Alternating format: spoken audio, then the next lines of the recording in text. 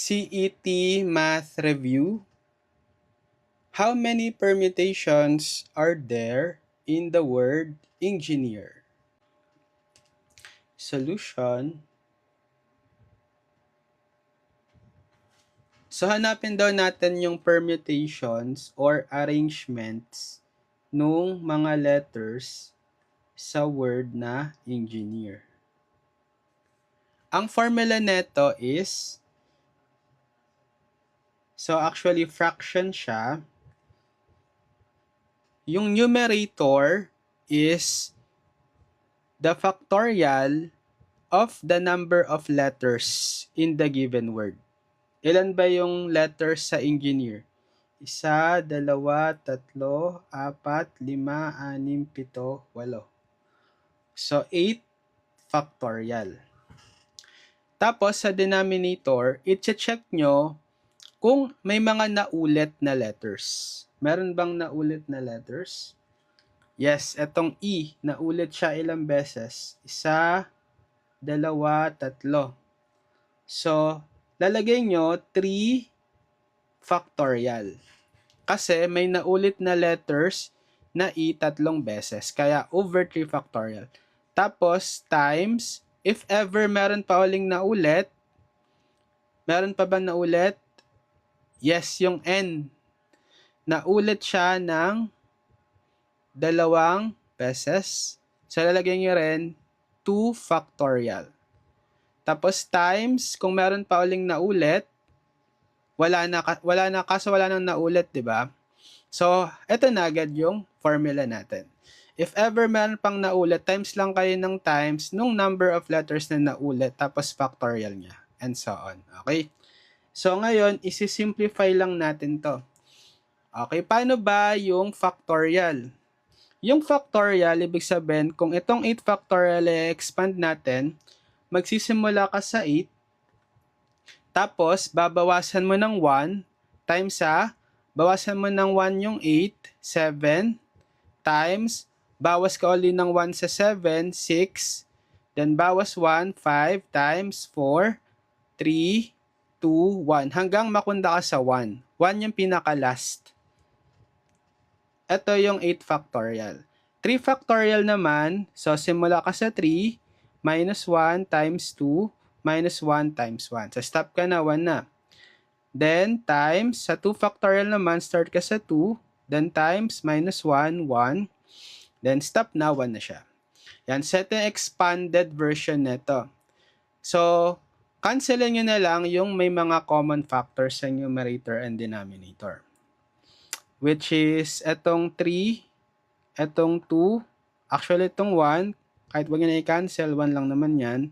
Pero sige. Tapos yung etong 4 tsaka 2, meron pang makakancel sa kanila, di ba? May GCF kasi sila na 2. So, 4 divided by 2, magiging 2 na lang to, tas 2 divided by 2, 1. So, itong denominator, over 1 na lang siya. So, ibig sabihin, ang sagot na lang natin is itong product ng natira sa numerator, yung 8 times 7 times 6 times 5 times 2. So, i-multiply natin manually. 8 times 7, di ba, 56. Tapos, eto, may 5 ka, tapos 2, 10, times 6, 60. So, i-times natin, 56 times 60. So, 0, 0, 0 times 6, 0, 0 times 5, 0, 6 times 6, 36, carry 3, 6 times 5, 30, plus 3, 33. Yan. Bring down 0, add 0 plus 6, 6. Then, bring down na lang tong 33. So, the answer is 3,360. Okay? What is the area of the triangle with vertices at 0, 8, 0, 0, and negative 8, 0? Solution? So, hanapin daw natin yung area ng triangle with vertices at 0, 8, 0, 0, and negative 8, 0. So, ipa-plot ko siya muna para ma-visualize natin sa x and y axis. Yan. Ito yung origin. So, part yung origin. So, ito yon 0, 0. Tapos, 0, 8. Saan yung 0, 8? Diba, 0 yung x-coordinate, so nasa y-axis lang siya. 8 units. 1, 2, 3, 4, 5, 6, 7. Extend ko lang to. 8. Yan. So, ito yung 0, 8. Tapos, yung negative 8, 0. So, 0 naman yung y-coordinate, ibig sabihin nasa x-axis lang siya. Negative 8, kaya nasa negative x-axis. So, bilang tayo, 8 units to the left. 1, 2, 3, 4, 5, 6, 7, 8. Yan. So, ito yung negative 8, 0. Ngayon, i-connect natin yung tatlong vertices.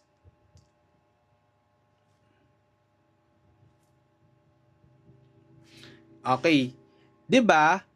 Etong y and x axis, ano 'yan? Perpendicular sa isa't isa, 90 degrees. So, ibig sabihin yung triangle natin is a right triangle. Makukuha ba natin 'to? Tsaka ito? Yes, kasi ito is 8 units, 'di ba? Ito rin is 8 units. So, 'di ba kapag given naman tayo ng kapag right triangle tapos given itong dalawang legs, pwede mong i-consider na base and height either of the two. Kaya makukuha natin yung area. Ano ba yung area ng triangle? Formula is 1/2 base times height. So 1/2 base, halimbawa ito na lang yung base nyo, 8 units. Tapos ito na lang yung height natin, 8. Basta perpendicular sa isa't isa. Okay? So, ito na yung area niya. 1/2 times 8 times 8. Which is 1/2 times 8 is 4 times 8, 32. 32 square units. Letter A. CET Math Review. Find the quadratic equation whose sum and product of roots are negative 1/4 and 2/3 respectively. So, paano ba ito i-solve? Actually, may formula siya.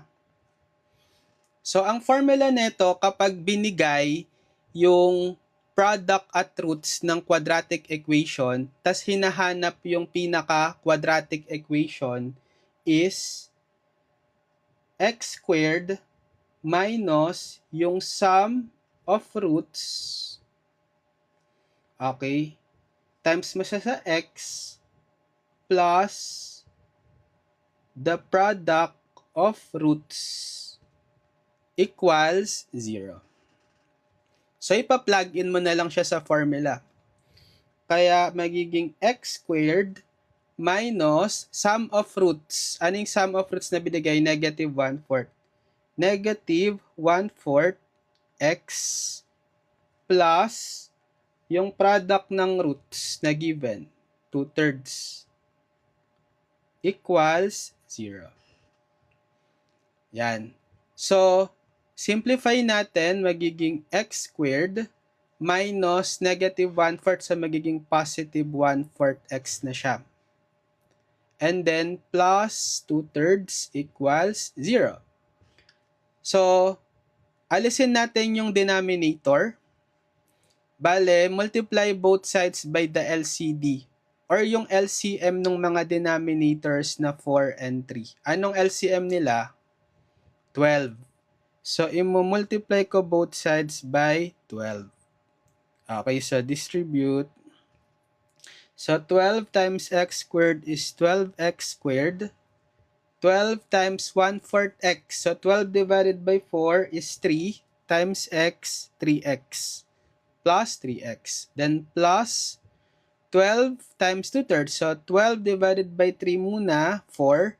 Tapos times 2, 8. Then, equal 12 times 0, 0 pa rin. So, therefore, ito yung quadratic equation. Letter A. Okay, gets? Solve for x in the equation. Square root of x minus 5 fourth root of x plus 6 equals 0. Solution. So, solve for x sa equation na square root of x minus 5, fourth root of x plus 6 equals 0. So, actually, kapag gumamit tayo ng substitution dito, pwede itong ma-convert into quadratic. Kasi mahirap siyang isolve kapag mga radical di ba? So, pwede tayong gumamit ng substitution. Kung i-reset ito as a fractional exponent, pwede siyang isulat as x to the 1/2 kapag square root, di ba? Minus 5, yung fourth root of x, pwedeng isulat as x to the 1/4 plus 6 equals 0. Kung ile-let u natin equal to x to the 1/4, tama? Kapag in-square mo siya, u square, both sides, so magiging u square is x to the 1/4 square, so by power to power law of exponent, bale x to the 1/4 times 2, 2 over 4, or in lowest term, 1/2. So, kapag sinubstitute natin, magiging ang equation natin in terms of u is, so yung x to the 1/2 is u squared, then minus 5, x to the 1/4 is u, plus 6 equals 0. So, diba naging quadratic na siya? Squared na yung highest exponent. Tapos, isolve natin to for u. Pwede tong i-factor. Factors ng u squared is u and u.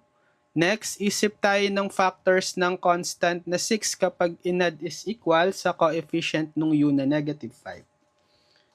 So, pwedeng negative 2 and negative 3.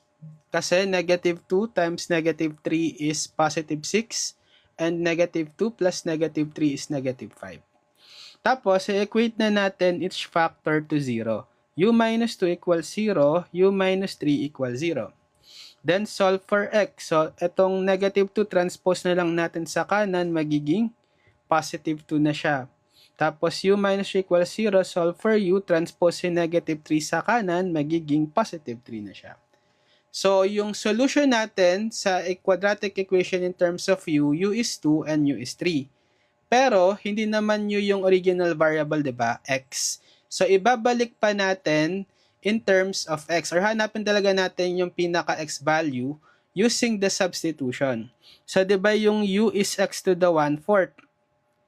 So, since u is x to the 1/4, so sa unang equation, ay sa unang solution na u is 2, papalit niyo yung value ng 2 dito. 2 now is equal to x to the 1/4. So, paano masasolve si x? Naka-raise ka sa 1/4. I-raise mo rin to sa 4. Diba? Para makakancel mo dito yung 1/4. Magiging x na lang siya. Then, ano yung 2 to the 4th? 16. So, x is 16. Tapos, ito rin sa isang solution pa na u, substitute nyo dito, u is x to the 1/4. u is 3 equal to x to the 1/4. Tapos, to solve for x, i-raise uli natin sa 4th power both sides. So, makakancel mo na dito si 4, x na lang siya. Ano naman yung 3 to the 4th? Diba? 3 times 3, 9 times 3, 27 times 3, 81. So, x is 81. So, the two solutions are 16 and 81. Letter B. Find the equation of the line through 2, 5 and parallel to the line 3x minus 2y equals 5. Sige, solve natin. Solution. So, hahanapin daw natin yung equation ng line na nagpa-pass through sa 2, 5 at parallel dito sa line 3x minus 2y equals 5. So, tandaan nyo, kapag parallel lines, dapat equal yung slope. Kumbawa, ito yung given M1 natin. M1, M stands for slope. Slope niya is M1. Tapos yung hinahanap na line natin, let's say yung slope niya is M2. So, dapat equal sila. So, M1 is equal to M2 if parallel. So, pwede ba nating makuha yung slope netong M1 given the equation of the line? Kasi kailangan nating makuha yung M2 which is equal sa M1. Pag nakuha natin yung M2, tapos may isang point tayo, pwede na natin gamitin yung point slope form para makuha natin yung line, di ba? Equation ng line. So, kailangan muna nating makuha yung slope netong given line. Paano? Kasi kung itatransform natin siya into y is equal to mx plus b, slope-intercept form, etong given line, makukuha natin yung m, which is the coefficient ng x, yung slope. Tapos yung b is the y-intercept. So, i-transform natin siya into its slope-intercept form. So, transpose ko lang tong 3x sa kanan, so magiging negative 2y is equal to, so pag tinranspose natin si 3x from left to right, magiging opposite sign siya, di ba? Magiging negative 3x na siya. Tapos, eto, plus 5, copy nyo lang. And then, kailangan nakasolve si y dito sa form. Divide natin sa coefficient niya both sides na negative 2. So, makakancel si negative 2, y is negative 3x plus 5 over negative 2. I-distribute natin yung negative 2. So, negative 3x over negative 2 plus 5 over negative 2. So, y is negative 3 over 2 over negative 2, magiging positive na siya. 3 halves x. Then ito, plus 5 over negative 2, negative 5 halves. So, ano na yung slope na itong line?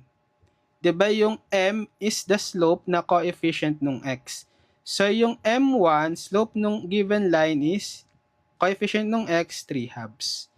Etong b bale is yung y-intercept, negative 5 halves. Pero hindi naman natin kailangan. So, m1 lang yung kuhain natin. So, therefore, dahil parallel yung hinahanap nating line dito sa given line na to na may slope na 3 halves, dapat yung slope ng required line M2 is 3 halves din. Okay? Ngayon, kapag may slope na nga tayo tsaka given isang point, by slope-intercept, point slope form, paano yung formula na yun? Y minus y1 is equal to m times x minus x2. So, bale yung m dito is yung 3 halves. Yung x1, x1 pala to, sorry. Yung x1, y1 is etong given na 2, 5. So, ito si x1, ito si y1. So, ipa-plug in na lang natin. So, y minus y1 na 5 equals m niya yung 3 halves times x minus x1 na 2. Actually, kung may ganito na sa choices, pwede nyo na siyang isagot. Kaso, naka x plus y, naka ax plus by equals constant form. So, i-ano pa natin siya. I-simplify pa natin. So, alisin natin yung denominator na 2. Multiply ko both sides by 2. So, distribute the 2.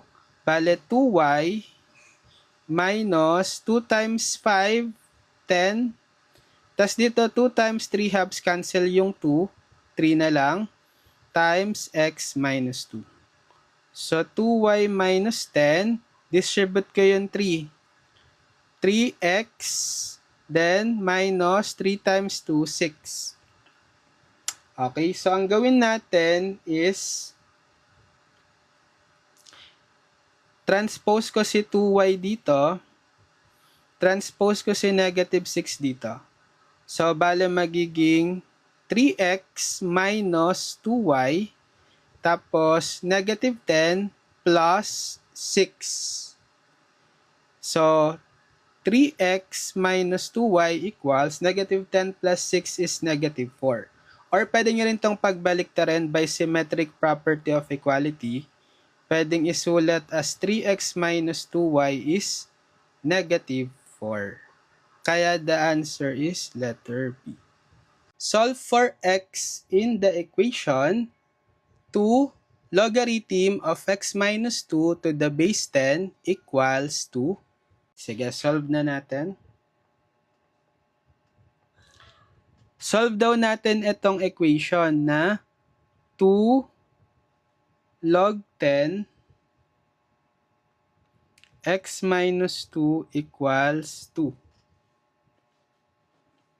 Okay. So, pwede natin gawin, di ba may 2 tayo both sides. I mean, may nakamultiply na 2 dito, tapos 2 yung nasa right side. Eliminate na lang natin yung 2. Okay? Divide nyo both sides by 2. So, makakancel. Yan. So, magiging logarithm to the base 10 of x minus 2 is equal to 1. Diba? Kasi 2 divided by 2, 1. Paano ba to i-convert into exponential?